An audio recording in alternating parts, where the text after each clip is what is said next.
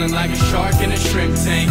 Big fish, small pond in the shrimp tank. When it take a swim. Hey everybody, welcome to the post-show wrap-up of the Shrimp Tank. I am your co-host, Ted Jenkins, sitting here with my co-host, Professor Chris Hanks, who's the Executive Director and founder of the Shore Center for Entrepreneurship, and our guest today, Mike Casey, who's the CEO of Entrepreneur IQ, eIQ, and also Formula IQ. Now, you can always get a replay of all of our broadcasts at shrimptankpodcast.com, or you can download us on iTunes or the Google Play Store. You should hear some of our fabulous entrepreneurs, and you got to catch the entire replay we had with Mike Casey today. It was really amazing stuff.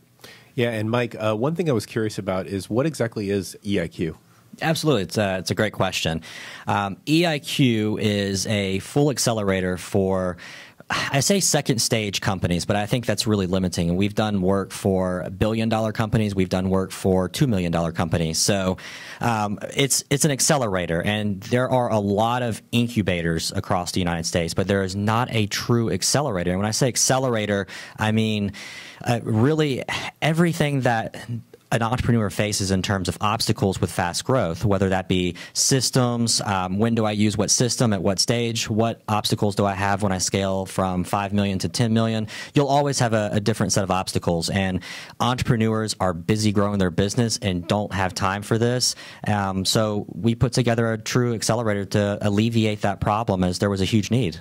That's the real eIQ. I always thought it was emotional intelligence, of which I mean, Hanks has a lot and I have zero, but it all works out.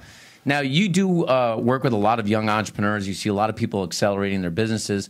What would you tell the people that are watching the post-show wrap-up today are the 2 or 3 mistakes that you seem to see young entrepreneurs make over and over and over again?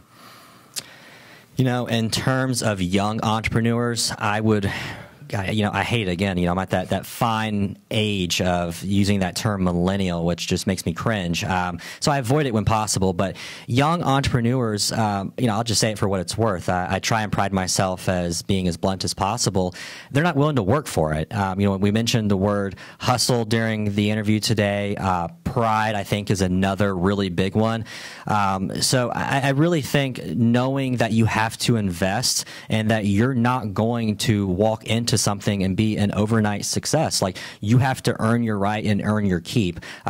People look at me now and they think, oh, like you got to where you are because of your family, or you lucked into this. I smile and say, bless your heart, as we said during the show, because it's funny. I have worked every step of the way, and I think true entrepreneurs, I don't think anyone will ever truly know the sacrifices they make. So I think that's the biggest thing missing nowadays for young entrepreneurs is like work ethic, and that hustle has been lost, and it's sad.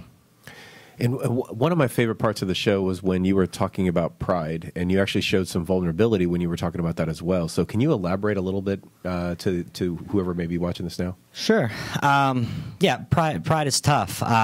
We all think that we're above it, and we're talking about a group of guys. I'm very humbled to be around people like Ted and Lee and everyone who's a part of the show here. Is these guys have a different level of success, and being as involved as I am with so many different groups and working with companies, even on the Inc. 100 space, it's really hard for entrepreneurs to admit that their pride has gotten in the way, myself included. I mean, I have gone through situations, face planted so many times. My failures, or lessons, I should say, far outweigh my successes and what got me to where I am. But I think the most important part and the hardest pill to swallow is like putting that pride aside. And I think that's really, really hard for entrepreneurs to do. But, I'll tell you this, I was raised off of the fact of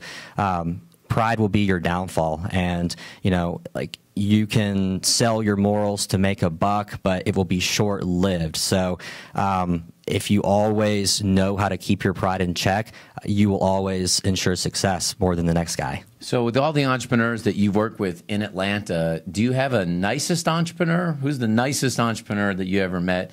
Leave Lee Heisman out of this one, but besides Lee Heisman, who's the nicest entrepreneur that you've met?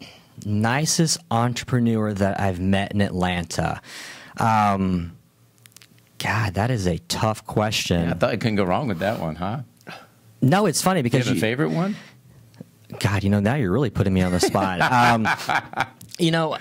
Nicest entrepreneur in Atlanta, I would probably say there's different levels of individuals in terms of who they're connected with, but you guys are actually going to have one of them on the show pretty quickly. I think at the end of this year, Mark McKenzie. Actually. Oh yeah, he's amazing. Yeah, and he was the first one that popped into my mind, and I don't say that because I went to school and played sports with his kids or grew up around him, but simply for the fact of that guy will always be there.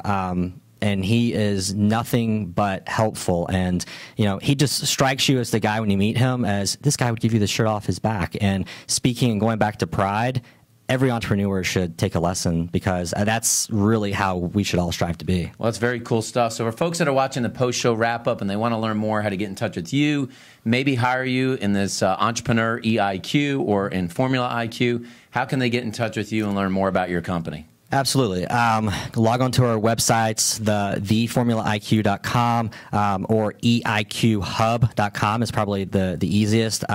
Email is very simple, mcasey, so MCASEY at eiqhub.com, and definitely will reply myself. I mean, if I'm ever too busy to write back to people, then I definitely need to consider hanging it up because that's what gets us where we are. Well, folks, before this show, I didn't even know what nutraceutical was. And still, even after the show, I do not think Professor Hanks or I could still spell nutraceutical. Well, maybe Professor Hanks can, but I cannot. But listen, if you need to get yourself some eIQ in your business and get it accelerated quickly, go to Entrepreneur IQ, hire Mike Casey, talk to him more about his business, and that's the post-show wrap-up of the Shrimp Tank.